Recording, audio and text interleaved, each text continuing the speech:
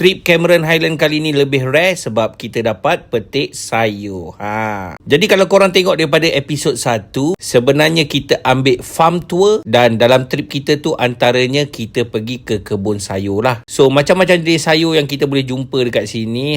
Tomato pun ada, daun sup pun ada. Korang nak cari apa, macam-macam ada. Tapi sebenarnya kebun sayur ni dia mengikut musim juga. Dia bukanlah ada setiap musim tu ada satu jenis sayur tu je. Jadi ada sayur yang ditanam tomato macam ni, punya happy anak aku ni. Dan diselang-seli juga dengan lobak putih ni.